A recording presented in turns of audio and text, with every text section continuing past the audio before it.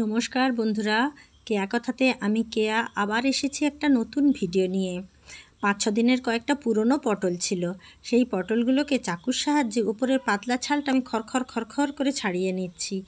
এগুলো বটি দিয়ে ছাড়াবার নয়, চাকু দিয়েই খুব ভালো ছাড়ানো হয়। এই চাকু দিয়ে ছাড়ানো হয় বলেই খড়র একটা আওয়াজ ওঠে, ওই জন্য আমি মাঝে মাঝে বলি খড়খড়ে পটল। এই খড়খড়ি সব পটলগুলো আমার প্রায় ছাড়ানো হয়ে গেছে। এইগুলোকে আমি পরিষ্কার করে নিই। এই সবগুলো একসাথে ছাড়িয়ে নিয়ে আমি এগুলোকে কেটে নেব। কাটার সময় কিন্তু আর চাকু ব্যবহার করব না, আমি চাকুতে ভালো কাটতে পারি না। আমি দেখুন এইভাবে সব পটলগুলোকে কেটে ধুয়ে রেখেছি। এবার কয়েকটা কাঁচা লঙ্কা নিয়ে নিলাম, আর এর সাথে নেব রসুন কয়েকটা। 8-10 কোয়া নিলেও চলবে, আমি 8-10 কোয়া রসুনই নিয়েছি। আর একটা বড় করে পেঁয়াজ কুচিয়ে তারপরে নিয়েছি।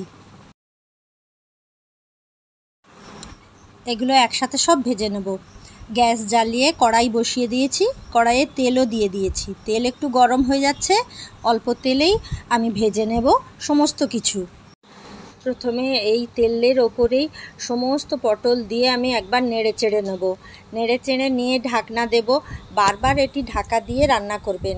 5-6 দিনের পুরনো পটল ফেলে কেন দেবেন? পুরনো পটল হয়ে গেলেও এইভাবে রান্না করে খেয়ে দেখবেন, ভালোই লাগবে। নষ্ট করতে ইচ্ছে করবে না কোনো সবজি। একই সবজি কাহাঁ তো একই রকম করে রান্না করে খেতে ইচ্ছে করে বলুন? সেটা বড়দেরও ইচ্ছে করে না, বাচ্চারা তো খেতেই চায় না। তাই একই রকম সবজি বিভিন্ন রকম করে খেলে তাদেরও একটু ভালো লাগবে, আপনাদেরও ভালো লাগবে। এইবার পটলগুলো আমি একটু ধারে সরিয়ে রেখেছি, মাঝখানটা ফাঁকা করে রসুন, পেঁয়াজ আর লঙ্কাগুলো ফাটিয়ে দিয়ে দিয়েছি।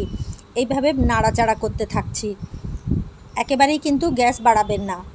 গ্যাস সবসময় সিমে থাকলে ঢাকা দিয়ে দিয়ে এইটি রান্না করলে খুবই ভালো হয়, কারণ এটা তো আর জল দেব না, হালকা আঁচে ঢাকা দিয়ে দিয়ে ভাপেই সেদ্ধ হবে। এই সময় আমি একটু নুন নিয়ে নিচ্ছি। নুন দিয়ে দিলে সবগুলোই একটু তাড়াতাড়ি সেদ্ধ হয়ে যায়। তাই বলে কিন্তু নাড়া বন্ধ করবেন না, বারবার নাড়তে থাকবেন। একবার ঢাকা দেবেন, একবার নাড়বেন, একবার ঢাকা দেবেন, একবার নাড়বেন। এভাবেই চলুক এখন মিনিট 5। যার ধৈর্য নেই তার কিন্তু এই রান্নাটি করতে খুব অসুবিধে হবে।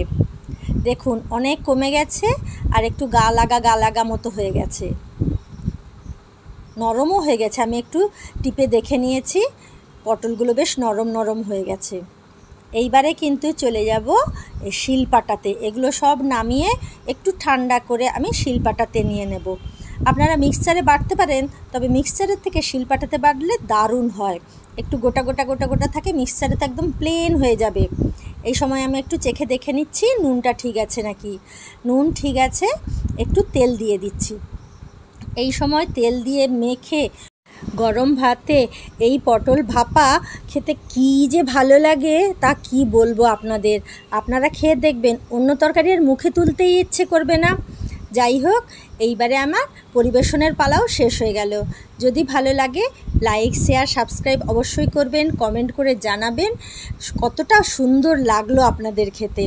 অসুন্দর তো লাগবেই না, বরং বেশি করে ভালো লাগবে। দেখবেন আবার আমাদের দেখা হবে পরের ভিডিওতে। রাখছি এখন।